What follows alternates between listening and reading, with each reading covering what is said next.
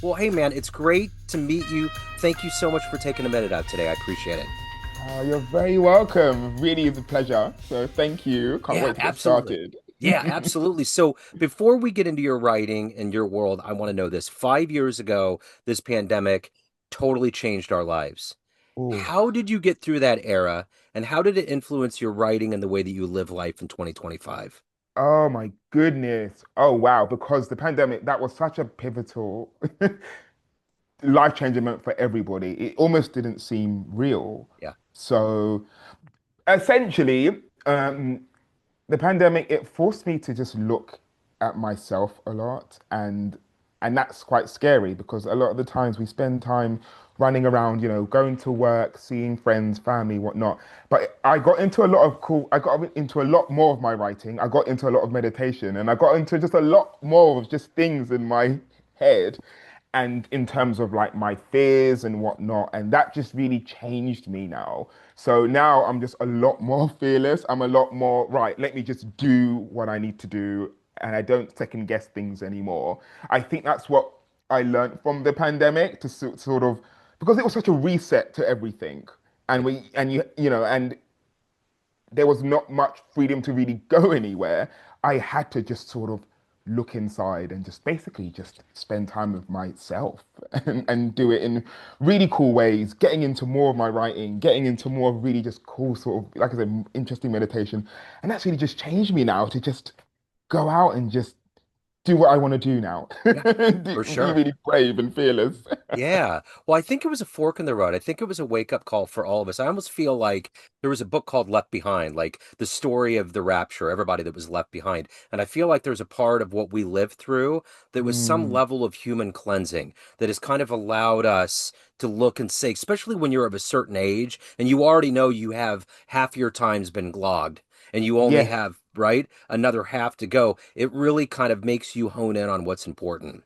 Yeah, yeah, absolutely. And because I did take for granted a lot of the freedom we had. So when that whole thing happened, and then all of a sudden it's just, you can't go here, you can't go there, you can't see this person, you can't see that person. I was just like, oh my God, how I missed that. And I Yeah. can't wait to get that again. Yeah. It was such a strange moment, strange time. So because of that, I remember when things did start to eventually lift, I was like, right, I'm really gonna go for it. I'm Yeah. really gonna go and use this opportunity to go for things, whether they are difficult or not, sort of, who cares anymore if Yep. things are difficult? I don't know if Exactly. that's how you felt in certain Yeah. ways. Yeah. I mean, it was just like, why not? I mean, the worst answer you're going to get is no. And then you just move on, right? Mm, So, mm. but you could at least try it and see what's going on. So let me ask you this. If I was to put you in front of a bunch of 12-year-olds in a schoolhouse on career day, and one of the kids was like, hey, what do you do for a living? How do you answer that child? Oh, that's so interesting. So I always say that I'm a creative, and I always say I'm a creative writer, and I do that for a living, essentially because everything I do is so creative. Whether it is working in a 9 to 5, whether it is doing my other, whether it's leading workshops, which is what I do sort of every month, it's all very much my journey of being a creative. And that's it's so interesting because that's what they do ask a lot of the time. They ask it. Yeah. They know me as a writer, as an author, but I do tell them I'm a creative, Yeah. and we're all creatives as well, in Yeah. many ways. You Yeah. know. Yeah, I would always say that I'm a creative and I'm a creative writer, and that's what I always give them, and I always sort of depart with them that sort of that sort of answer, and yeah, I also let them know that kind of we are those things as well. It's not something that is so far away from us. We don't even need to always, do something that is so amazing to be that thing, right? Yeah. We're all creatives in our own way. So, you know, yeah, 100%. So what did you yeah. want to be at 12 years old? What was your dream job? When I was 12, I remember um it wasn't a job per se. My whole thing was I just wanted to be happy and do something fun and create. So it wasn't that conventional job. When I was 12, I was very much into I loved films. I loved films. I loved Star Wars. I loved the whole, cartoons. I loved comics. I loved Marvel comics. And I just remember when I was 12, I wanted to do something where I could create my own things, my own movies, my own stories, my own cartoons, my own books. So even from that age of 12, I wanted that. I just didn't know how. I didn't know where to start, but I definitely want to do something creative and fun. And it was only then when, in one of my English classes, my teacher gave us all a task called original writing, where we had to write our own short story. And that's when things started to really take a really good turn, where I was able to put these ideas into something and learn how to write the most a basic story. Yeah. So that's where it came from. Yeah, that's what it's like, okay, so I can be a writer. It is possible, but before then I didn't know. I just knew I wanted to do something fun and happy and creative and Yeah. stuff. So take me back to your childhood. What were the seeds that were planted into you that gave you this feeling of wanting to create? You obviously had that strong urge early on. What were the foundational elements that were planted that harvested into this dream that you're realizing? I think for better or for worse, it came through escapism, Yeah. I would say. I think a lot of us enter some form of escape when we are young because, when you're young, there are things we like and there are things we don't like, but then there are things that so many things that happen when we're young, we're not in control of. We're told you have to go to school, you have to get up at this time, you have to do so many things, but you're not in control because you're not independent. And I remember when I was in school, I had an all right time in school, but I remember coming across things where I wasn't in control of it anymore. So like that schoolyard bully, that what everyone would be afraid of. Yeah. And I remember not being in control of this bully giving us a bad experience, being mean and not being able to control that, right? Not being able to control when someone would call you names or call your friend a name or getting detention or not understanding these things. And I remember in particular, I got in trouble in school because I don't know why, but I got in trouble and they said in order for me to no longer be in trouble, I had to get 5 different signatures from different teachers. And I was in infant school and I didn't even know what a signature was. So I remember weeks going by constantly teachers getting quite angry at me for not obtaining signatures from different teachers, and again, not being in control of it and being very anxious. So essentially, to answer your question, what that's where a lot of my sort of writing and sort of ideas came from was through escapism, and that started with daydreaming. So I would daydream about better things, a better world, or um, especially worlds where people got together, where people got on really well. Yeah. And then that would translate into drawing little pictures, stick pictures I would do, and then playing with toys with my brother.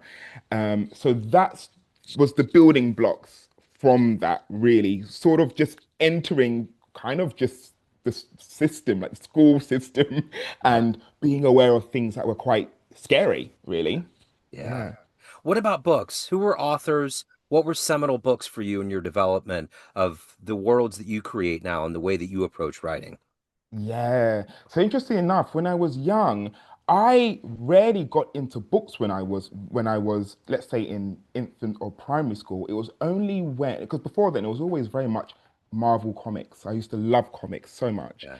And it was such a thing because I loved the whole, again, fantasy of it all and how everyone had their own sort of unique abilities and everyone was so different and yet they worked together. Especially, I always found the sort of message with the X-Men was quite interesting because Yeah. everyone was so different and then they sort of worked together.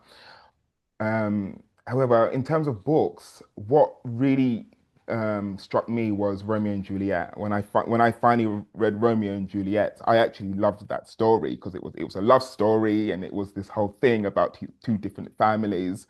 And that was the first time I was able to really put my imagination to good use because it's just words, right? But then on the face of it, but when you read, then you find that your brain does the rest.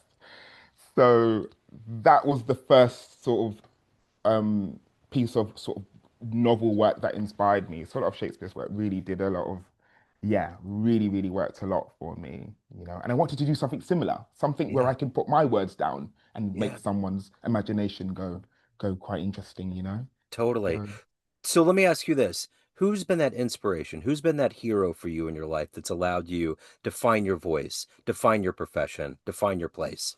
oh my goodness, I'm trying to think. There are so many people that allowed me, oh, that really helped me find sort of who I was and what I wanted to be. Um, Gosh, so there's a really, really interesting, and again, I kind of like underrated people who nobody really knows about. So there's a really, really interesting writer named Rando Ayame. This person is from Japan. So, and I was able to stumble across this person's book. I can send you the a link and everything afterwards. And he wrote these three light novels named Psycho Busters. And it's so they're so short, and no one knows much about this author other than he worked on a few projects. Now, when I read this person's work, it was incredible. Once again, it was so light, and the story and the ideas and everything was fantastic. But what's so interesting is this person did a few pieces of work, and then I never really heard from him again. And I quite liked that. I kind of liked that this person's so sort of this sort of mysterious sort of author who came out in, let's say, early 2000s, late 90s, did something really interesting, worked on a few projects, and then just went, and that's it. And all we know now is just their work. We don't Yeah, even know what they're doing now, and that really just inspired me. I quite liked that this sort of almost this mysterious, yeah. enigmatic sort of person, really. Yeah, yeah, I'd say that inspired me the most. So let me ask you this. The thing about getting into something like writing is that you have this idea going in of what this life's going to be like. What is it going to be like to Mm. be an author? And you build this world like you do when you read a book. But then it becomes the reality of it. There's all kinds of things that you didn't factor into publicity and promotion and all these things. What's the difference between the dream of being a writer and the fact that it's happening and you're living it? What's that area in between? Oh my goodness. Okay. There's so many. And this is now a lot of the times when I'm leading workshops, a lot of the students ask me this sort of thing because they have so many preconceived ideas. Right. So the first thing is number one, that um, all writers are not millionaires, right? There's this idea that if, and I think it's partly due to media and things like that, of course. The writers that are around, they're the ones who are sort of seen as quite, you know, best-selling. Whenever you hear bestseller, you think, wow, this person's thriving. And you think, wow, this person is so popular and the rest of it. But for the most part, most authors, financially, they're not in that spectrum. They don't, you know, and I only found this when I read a really good resource called the Writers and Artists Yearbook. And that's been my Bible for so long. I recommend a lot of your readers to go onto it. It comes out every single year. And that gives you the real, basically the real reality. And so, yeah, to answer your question, most writers, they're not in mansions. They're not sort of, having sort of millions and gazillions of pounds and dollars and whatnot.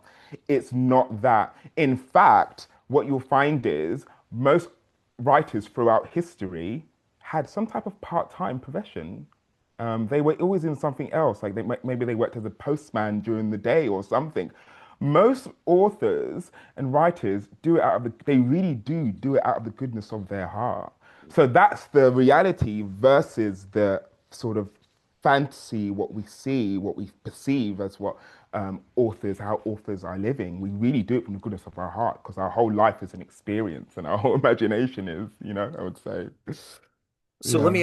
let me ask you this. If you could be a fly on the wall and watch one writer construct their world, because we get to see musicians on stage and there's other creatives where you can see them create, but writing is more of a solitary thing. If Yes. there would be a writer that you could like be a fly on the wall and see how they came up with this world that they created, the way they wrote, the way they created, who would that be?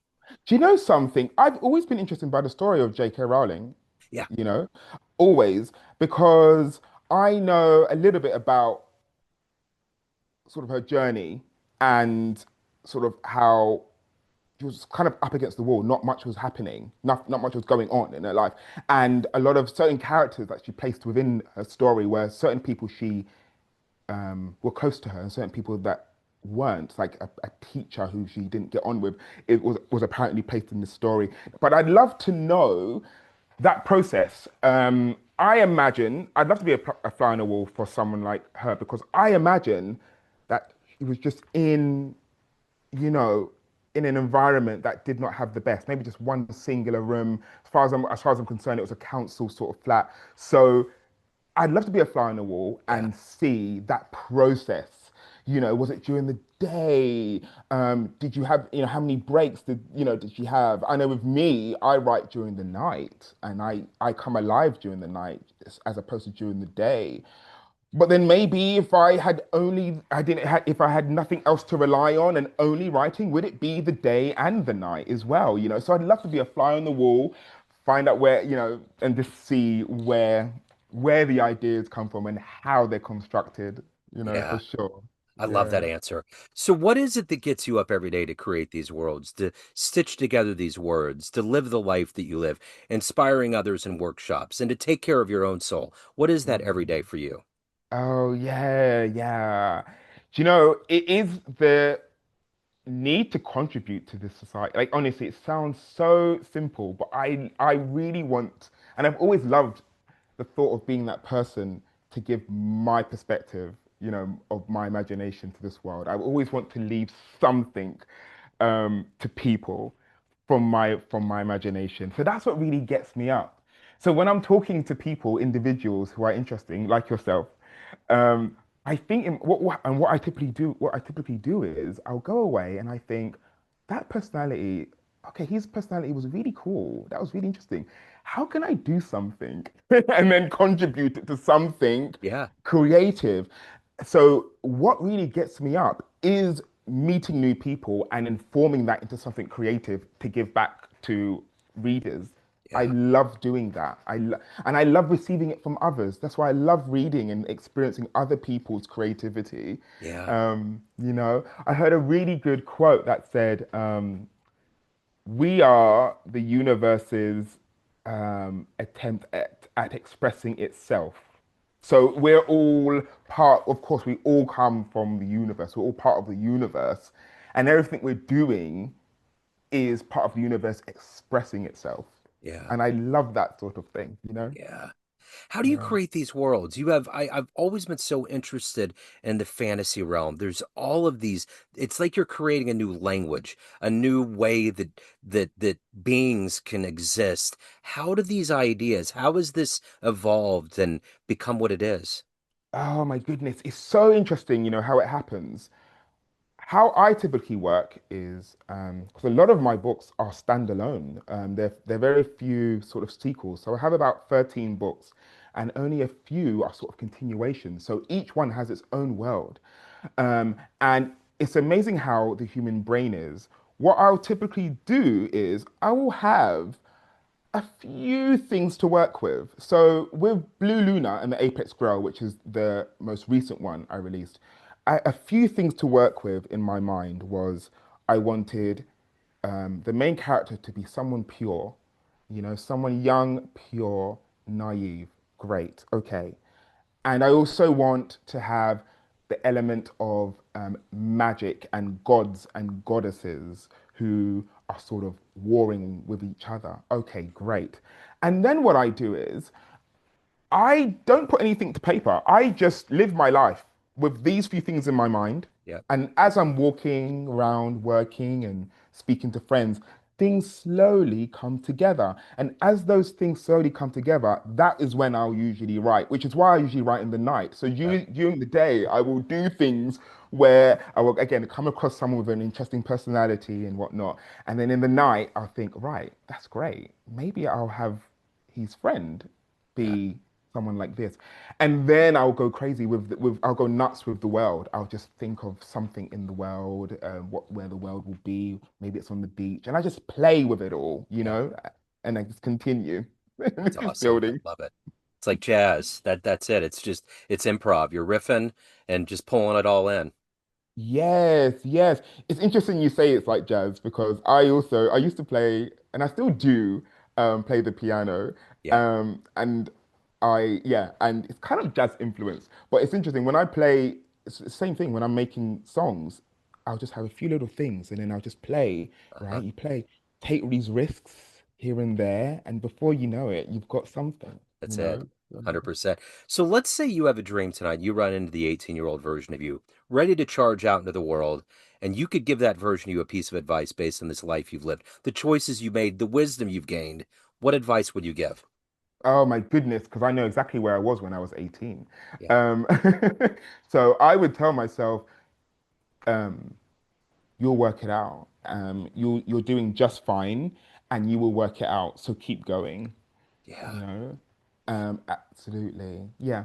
You will work it out because we always do Yeah. Yep. somehow. We do. So, of all of these books that you've had, you obviously have a big cadre of fans. What's been one of your favorite fan letters, reviews, responses from your Oh my work? goodness. Okay, absolutely. One of my favorite has been Blue Lunar and the Apex Grail. And that was because it was such written from such a place of vulnerability and purity. And I received such a lovely email from this reader. And she's read a few of my books over the years, which I'm so happy about. And she loved this one the most because she said it touched her because the main character was so pure and so innocent.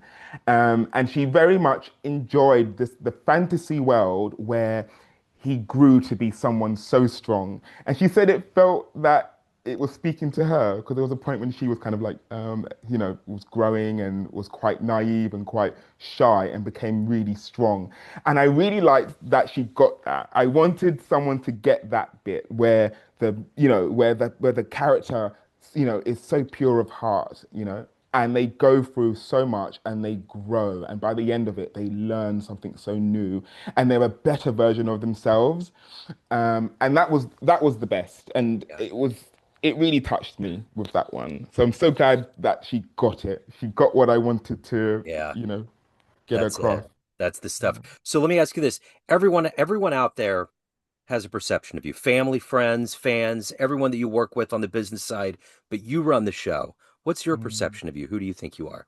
Oh gosh, that's an interesting one.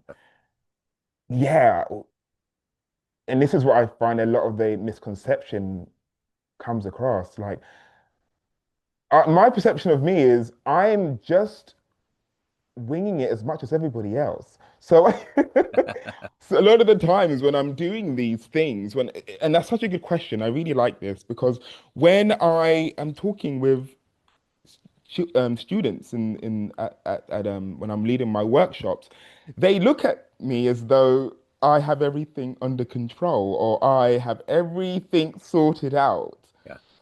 And in the nicest way possible, I try to let them know is I'm just finding my way just as much as you are. I'm trying to express myself just as much as you are, and Yeah. that's it, So, yeah, I really am, I'm, in this world and what we're doing with our in our life, I'm finding my way as best as I can, as as everyone Yeah. else. I dig it. So, being an adventurous spirit, I want to ask you this. We get off this call, time machine pulls up in front of your house. You can go anywhere in the history of human times and see one event with your own eyes. It won't create a tear in time. You just get to witness it. What event would you love to have seen with your own eyes? Do you know something? I think about this a lot. It would definitely be a moment in the ancient world Yeah. because the ancient world just sounds incredible. Incredible. I think, it would probably be somewhere. Okay, it would probably be something to do between Greece and Egypt because I love that. Well, there's so many periods with that and so many moments. I would just love to be around, at the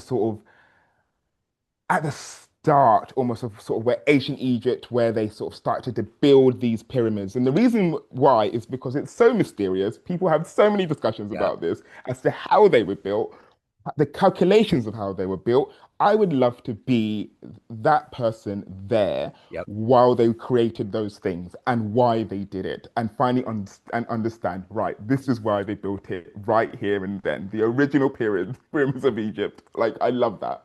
Yeah, totally. That would be great. So let me ask you this. If anyone wants to pick up your books, they want to reach out, any of the wonderful work you're doing in your life, where's the best place to go? Absolutely. So, they can find my work on Amazon, by simply typing Ricky Baxter. My work is also in Barnes and Noble, Waterstones, and yeah, and also I'm quite active on Instagram. So my author handle is author Ricky. So they can find me there. I'm constantly posting a lot, and you can see a lot of my other discussions of other podcasts and everything like that. So yes, that's where you can find me. I love it. Ricky, what a great time. Thank you so much. Thank you for your passion. Thank you for your story. Best of luck with everything. I appreciate it.